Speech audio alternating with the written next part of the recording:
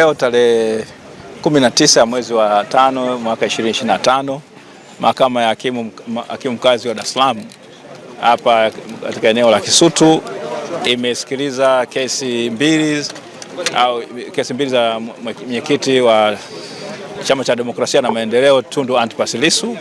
Kesi hizo ambazo ya kwanza ilikuwa ni ile kesi ambayo anatuhumiwa kwamba anataka kufanya uhaini dhidi ya Jamhuri ya Muungano wa Tanzania kwa maneno ambayo aliyasema tarehe 3 ya mwezi wa 4 mwaka 2025. Na vile kesi ya pili inahusika na swala la kusema kwamba alichapisha taarifa ambazo si sahihi mtandaoni ambazo zinasema maneno mbalimbali kuhusiana na serikali ya Jamhuri ya Muungano wa Tanzania. Katika kesi ya kwanza ilikuja chini ya hakimu mfawidhi Kiswaga wa hapa Mahakama ya Dar es Salaam, Mahakama ya Hakimu Mkazi Dar es Salaam. Na katika hoja hizo mambo ambayo yajitokeza ni kwamba leo kwa mara ya kwanza hii kesi kwa mara ya pili mshtakiwa Tundu Antipas Lissu amekuwa mbele ya mahakama ya wazi. Mara ya kwanza ilikuwa mahakama ya wazi siku ile tarehe 10 ambapo alikuwa ameshtakiwa tarehe 10 ya mwezi wa 4. Baada ya hapo ikatokea sintofahamu ya kuzuia watu kutokuja mahakamani. Lakini leo kesi hii imesikilizwa katika mahakama ya wazi, bali kwamba kulikuwa na changamoto nyingi sana za kuweza kupata watu wengi kuweza kuingia mahakamani, lakini idadi ambayo ilijaza ukumbi mahakama ulijaa iliweza kushiriki. Sasa katika kesi hiyo kwamba upande wa serikali umesema kwamba unaendelea na upelelezi, bado upelelezi haujakamilika, hoja ambayo ilipingwa vikali sana na mawakili wa upande wa mshtakiwa.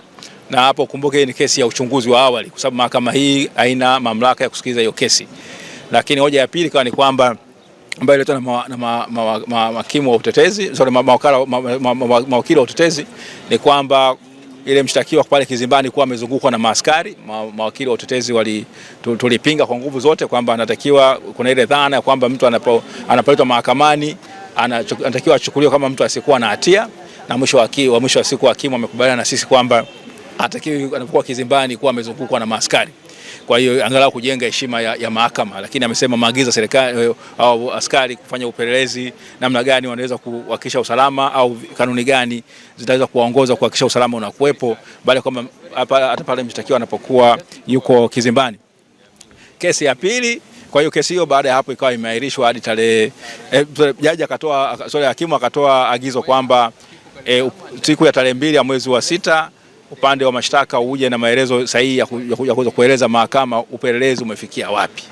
Kwa hiyo tuko hapo, lakini baada ya hapo hakimu alituruhusu kuweza kukutana na mteja wetu kwa nusu saa, kwa sababu ni vigumu sana kwenda kule gerezani Ukonga na kuweza kukutana naye. Kwa hiyo tulipata nafasi ya kuweza kukutana na mteja wetu. Ilikuwa ni changamoto kuweza kuwaweka askari wa magereza watu achie ile faragha ambayo tunahitaji kama mawakili na washtakiwa. Mshtakiwa anatakiwa kuwa nayo. Baada ya hapo kesi ya pili kaitwa ile ya kuchapisha taarifa za uongo.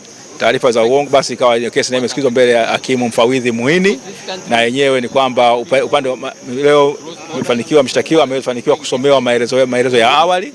Amekubaliana tu na vitu viwili, swala kuhusiana na majina yake na ni mkazi wa wapi, na kwamba alishikwa akaletwa kwamba kuna siku alishikwa akaja mahakamani kwamba anashtakiwa kwa makosa matatu ya uchapishaji wa habari za uongo, lakini hoja nyingine 8 mshtakiwa amezikataa. Kwa hiyo kuna hoja mshtakiwa amesaini na mawakili wake, tumesaini maelezo kwamba kuna mambo ambayo yanakubalika ni mawili katika yale 10, kwa hiyo mambo 8 yanabishaniwa. Upande wa mashtaka umesema kwamba utakuwa na mashahidi wasipungua 15, lakini wataangalia uzito wa mashahidi hao. Lakini upande wa utetezi tukadai kwamba tupewe ile taarifa ya yule mlalamikaji ambaye alikwenda kulalamika kule polisi, ambaye tumeelezwa kwamba kuna mtu alikuwa anapitia kwenye mitandao akaona hizo taarifa ambazo zimechapishwa na Jambo TV na kwenye YouTube. Basi hakimu ameamrisha kwamba tupewe upande wa mshtakiwa apewe hiyo maelezo ya yule mlalamikaji. Kwa hiyo tunategemea upande wa mashtaka watatupatia hiyo taarifa mapema ili kuweza kutusaidia kuweza kujiandaa. Na mwisho wa siku hakimu upande wa utetezi kwa upande wetu tumesema kwamba tutatoa orodha ya mashahidi wetu na namna na nyaraka tutakazotumia pindi pale baada ya upelelezi upande wa mashtaka utakapomaliza kesi yake, na kama tutaonekana mshtakiwa na kesi ya kujibu, basi tutaweza kueleza mahakama tuna mashahidi wangapi. Leo shauri lilikuwa linakuja kwa ajili ya kwanza, shauri la kwanza lilikuwa na shauri la uchochezi ambalo lilikuwa linakuja kwa ajili ya kusikilizwa hoja za awali, ambao tumefanya masikilizano ya hoja za awali ambavyo Mheshimiwa Lissu ameuliza mambo ambayo wanabishana na mambo ambayo hawabishani. Kwa hiyo shtaka hili linahusiana na kutoa taarifa ambazo ni sio za kweli, ni mashtaka matatu.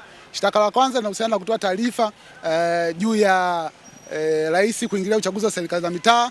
Shtaka la pili linahusiana na taarifa za uongo ambazo wanatuhumiwa nazo kuhusiana na majaji kwenye kutenda haki, lakini shtaka jingine ambalo linahusiana na namna gani kama alitoa taarifa hizo kama ni za kweli au sio za kweli, kuhusiana na hivyo vitu vitatu ambavyo nimevieleza hapo awali.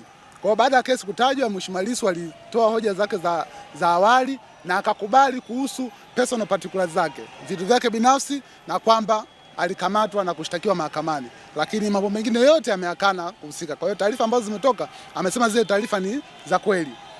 Hicho ndio kitu ambacho kimejitokeza. Kwa hiyo tarehe 2 mwezi wa 6 kesi inakuja kwa ajili ya kusikilizwa. Upande wa uendesha mashtaka wamesema watakuwa na mashahidi 15 na vielelezo zaidi ya 9. Kwa hiyo tunategemea waanze kutoa ushahidi wao.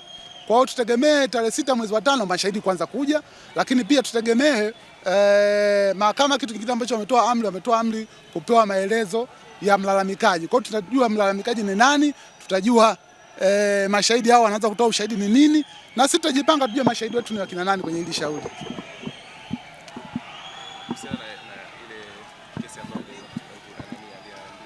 Okay.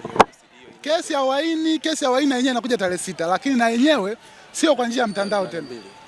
Tarehe 2 mwezi wa 6. Na yenyewe sio kwa njia ya mtandao. Yenyewe inakuja kama ilivyo nyingine. Kwa hiyo masuala ya kesi kwa mtandao yameisha. Kwa hiyo tunategemea kesi zote zitakuwa mtu anakuja anasikilizwa kesi zake zote.